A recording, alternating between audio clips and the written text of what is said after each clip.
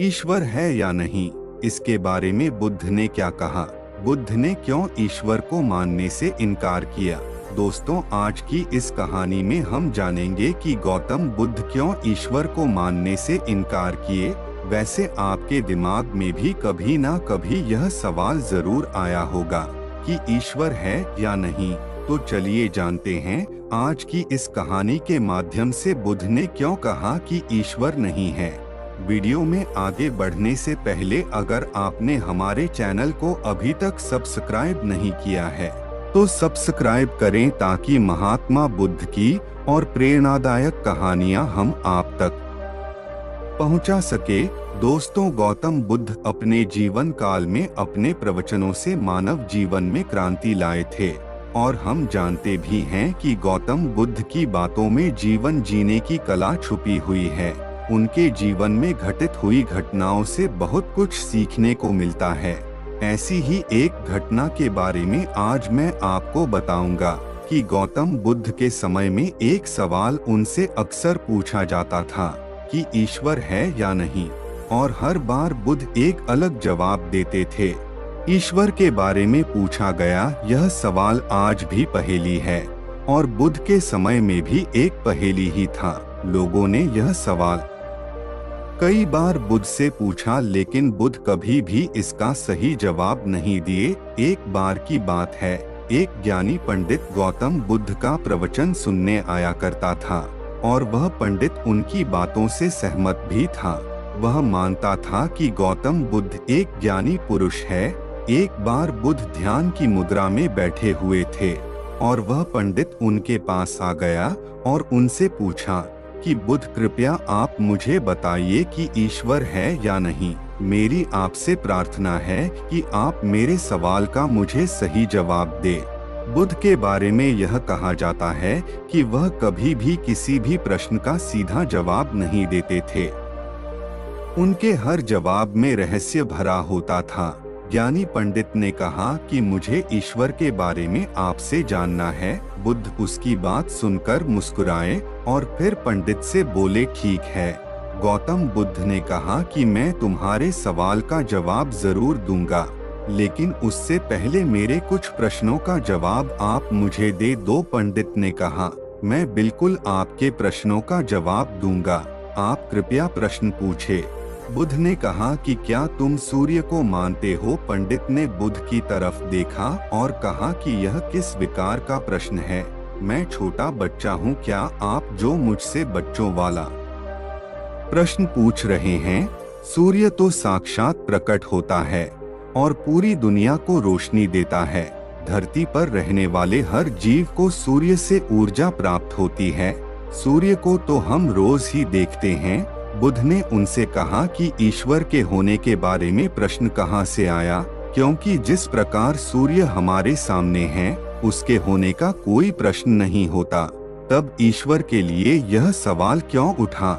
ईश्वर को मानने की क्या आवश्यकता है? इसका मतलब तो यह हुआ कि आपके मन में कहीं ना कहीं ईश्वर के प्रति संदेह है, क्योंकि इस वक्त सूर्य की तरह आपके सामने नहीं है। आप ईश्वर को भी बुद्धि से ढूंढने के लिए निकले हो और बुद्धि केवल उन्हीं बातों को मानती है जो उसके सामने दिखाई देता है। ईश्वर कभी भी आपको प्रत्यक्ष रूप में सामने दिखाई नहीं देगा, और यदि ईश्वर दिख भी जाए तो वह ईश्वर नहीं होगा। गौतम बुद्ध ने कहा कि तुम ईश्वर को मानते हो या नहीं।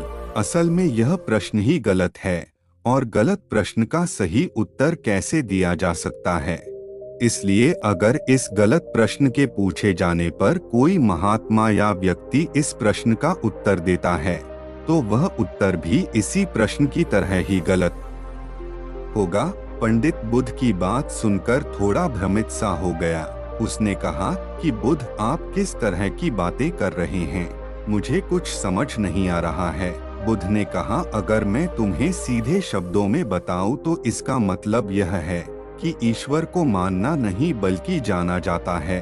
अगर तुम मुझसे यह प्रश्न करते कि मैं ईश्वर को जानना चाहता हूँ तो मैं तुम्हारी मदद कर सकता था, और जिस दिन तुम ईश्वर को जान जाओगे उस दिन से तुम ईश्वर की व्याख्या सीधे कभी नहीं कर पाओगे, लेकिन लोगों को ईश्वर के दर्शनों का स्वाद चखने में मदद जरूर कर सकते हो। तुम कभी अपना अनुभव आप किसी को दे नहीं सकते हो, लेकिन किसी को अनुभव कराने में सहायता जरूर कर सकते हो। दोस्तों, आपने बुद्ध के जीवन की कितनी कहानियां और किस्से सुने होंगे।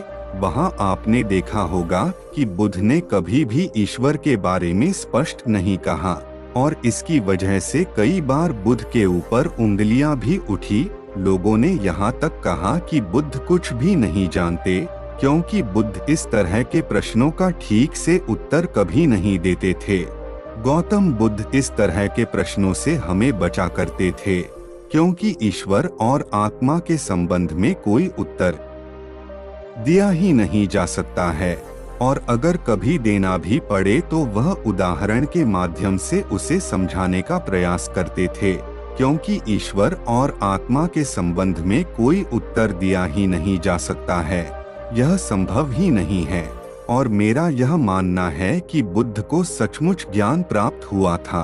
वह उस ईश्वर का अनुभव कर चुके थे, और कोई भी व्यक्ति जो इस अनुभव को प्राप्त कर चुका हो, वह कभी भी ईश्वर के बारे में या ज्ञान के बारे में सीधा सीधा कभी नहीं बताता, क्योंकि वह चाहता है कि आप उसका स्वाद खुद चखे।